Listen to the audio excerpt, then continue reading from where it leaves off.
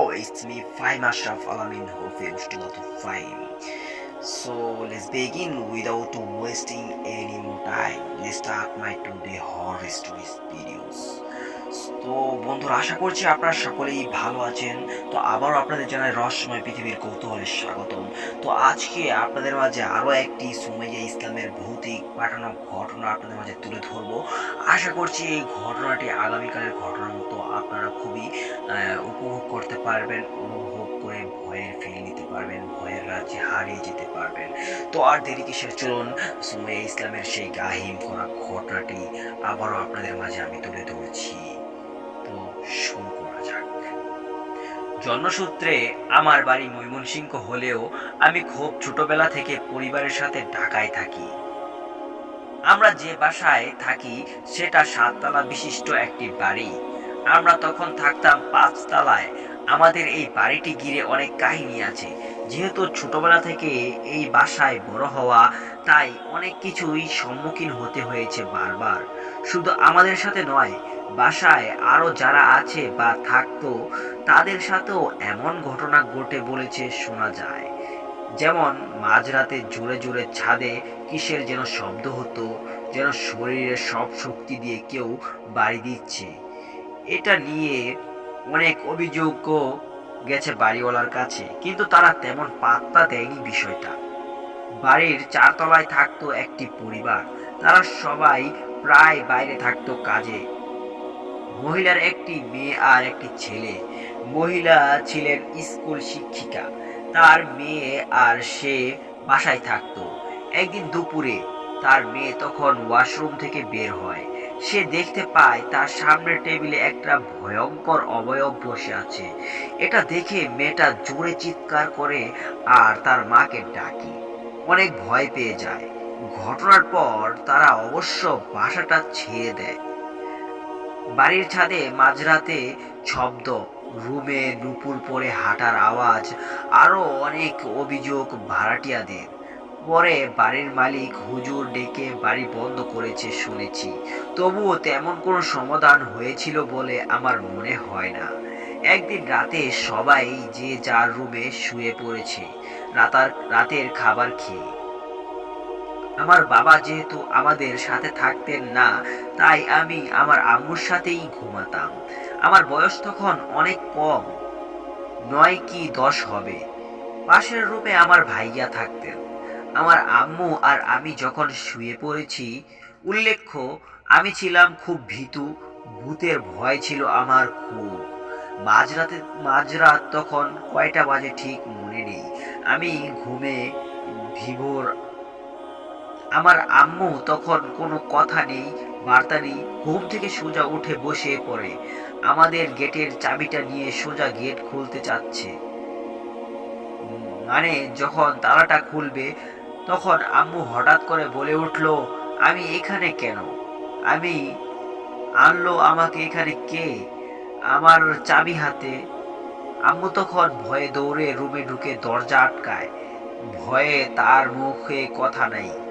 আমাকে নিয়ে আমাকে কে নিয়ে গেল? রাত দেখে কাউকে আর ডাকেনি। আম্মু আর আমি যে ভীতু, আমাকেও কিছু বলেনি। পরে অবশ্য বলেছে আল্লাহর দয়ায় সেদিন আম্মু বেঁচে গেছে। যদি আম্মুকে বের করতে পারতো তাহলে অনেক বড় ক্ষতি হয়ে যেত। এমনই একদিন 4 তলায় ডাক্তার থাকতেন তার পরিবার নিয়ে। দুপুরে তার ওয়াইফ ছাদে গিয়েছিল কাপড় রোদ দিতে। সে তখন ছাদের দরজাটা খুললো। সে দেখলো হুবহু তার মতো একটা কিছু তার সামনে দাঁড়িয়ে আছে, তার দিকে তাকিয়ে আছে। জাস্ট একবার ইমাজিন করুন গাইস, এরকম একটা ভয়ার্থক পরিবেশ তখন তৈরি হয়েছিল। জাস্ট একটুখানি আপনাদের মাঝে এখানে বললাম, আপনারা একটু ইমাজিন করে দেখুন। আপনি ছাদে দুপুরবেলা কাপড় রোদ দিতে গেলেন, আর তখন দেখতে পেলেন হুবহু আপনার মতো চেহারা, অবিকল আপনার মতো নাক কান চুল সবকিছু আপনার সামনে সে দাঁড়িয়ে আছে। তখন আপনার ভিতরে কেমন হবে, কেমন লাগবে? তো যাই হোক, এটা দেখে সে দৌড়ে ঘরে আসে আর হাঁপাতে হাঁপাতে পড়ে যায়। পরে সেই সবার কাছে বলছে তারা বাসা ছেড়ে দিয়েছে কিছুদিন পর।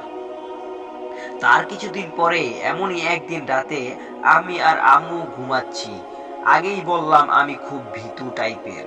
রাতে একটা কোনো শব্দ হলেও আমি চিৎকার দিয়ে উঠতাম। রাতে যখন ঘুমাচ্ছি হঠাৎ কারো কান্নার আওয়াজে আমার ঘুম ভেঙে গেল।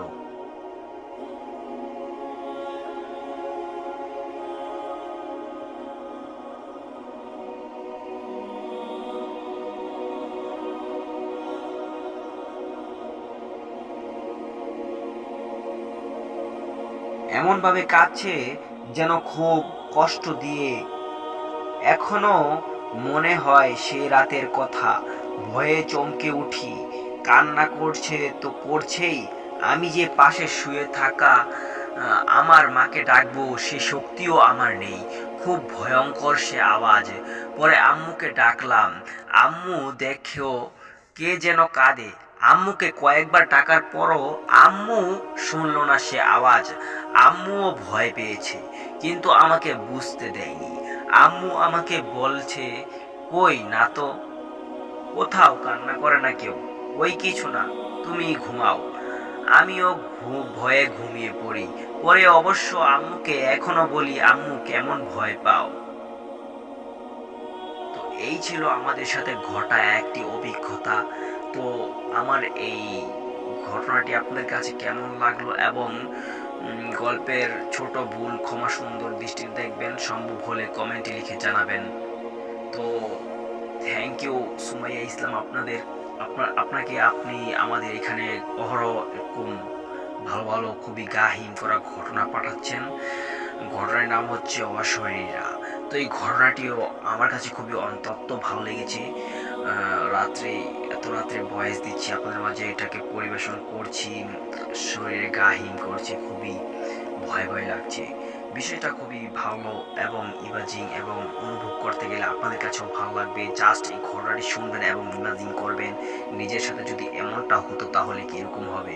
তো যাই হোক লিসনার্স, আশা করছি আপনাদের কাছে এই ঘটনাটি ভালো লেগেছে। অবশ্যই ভালো লাগলে কমেন্টে লিখে জানাবেন, আর না লাগলেও জানাবেন, কারণ আপনাদের মতামত আমাদের জানা খুবই প্রয়োজন। তো আপনার কাছেও যদি এরকম গা হিম করা ভয়ঙ্কর ভৌতিক ঘটনা থেকে থাকে, আমাদের এখানে অবশ্যই এখনই ইমেল অ্যাড্রেসে ইমেল করে পাঠিয়ে দিন এবং আপনি চাইলে কমেন্টে আমাদের সাথে যোগাযোগ করতে পারেন। তো আর দেরি কিসের, এখনই আপনার ঘটনা পাঠিয়ে দিন। তো দেখা হচ্ছে পরবর্তী এমনই একটি গা হিম করা ভয়ঙ্কর ভৌতিক ঘটনা নিয়ে। তো ততক্ষণ ভালো থাকুন, সুস্থ থাকুন, নিজের খেয়াল রাখুন। আল্লাহ হাফেজ।